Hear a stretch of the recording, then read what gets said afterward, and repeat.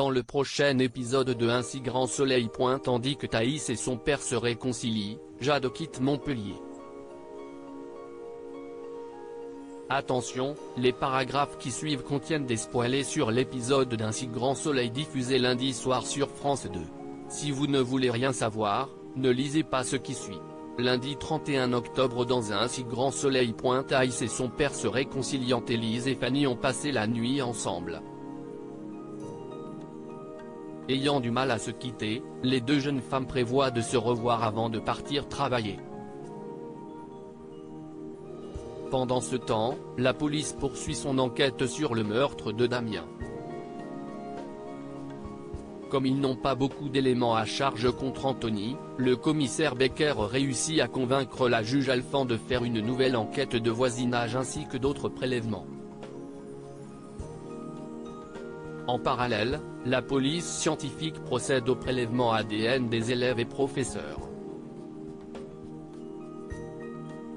De son côté, Sophia se confie à Davia.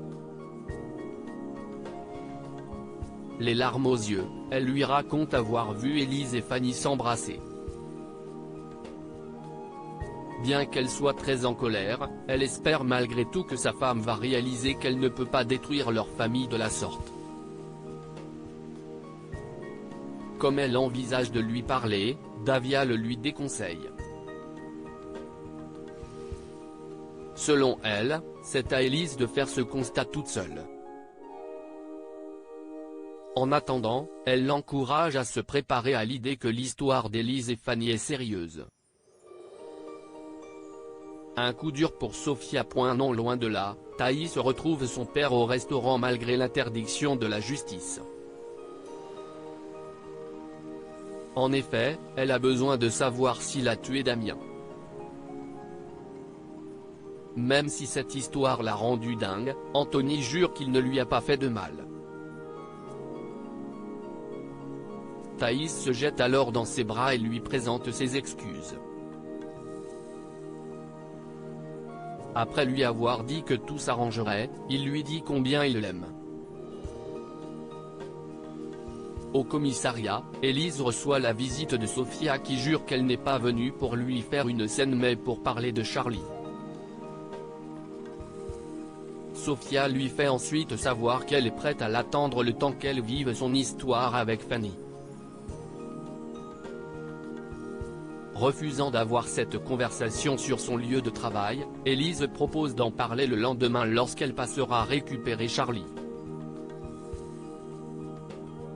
Jade quitte Montpellier après avoir prévenu Alice qu'il ne viendrait pas travailler. Ludo confie à Bilal qu'il va aider Jade à quitter le pays.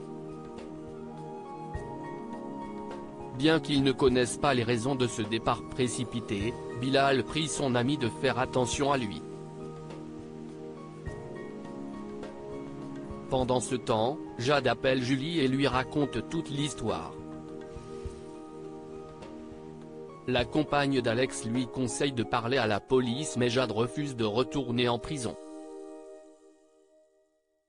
Les larmes aux yeux, elle remercie Julie d'avoir été là pour elle et de l'avoir soutenue avant de lui dire qu'elle lui manquera. De son côté, Julie est dévastée. Plus tard, Ludo rejoint Jade dans un parking et lui remet un sac contenant des vêtements, des médicaments et une certaine somme d'argent. Il précise ensuite qu'il n'est pas allé voir José comme prévu pour vendre les bouteilles qu'elle a volées à Casil car il refuse d'être mêlé à ces magouilles. Seulement, Jade n'entend pas toucher aux économies de l'homme qu'elle aime. Jade décide donc de voler une voiture. Après avoir crocheté la serrure, elle tente de faire démarrer le moteur pendant que Ludo fait le guet. Malheureusement, l'homme auquel appartient le véhicule les surprend en flagrant délire.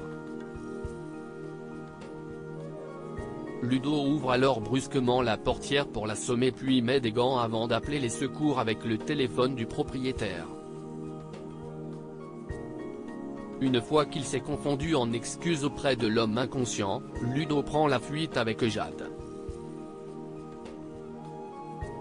Après avoir roulé plusieurs kilomètres, Ludo et Jade s'arrêtent sur le bord de la route. Triste, Jade le supplie de la suivre.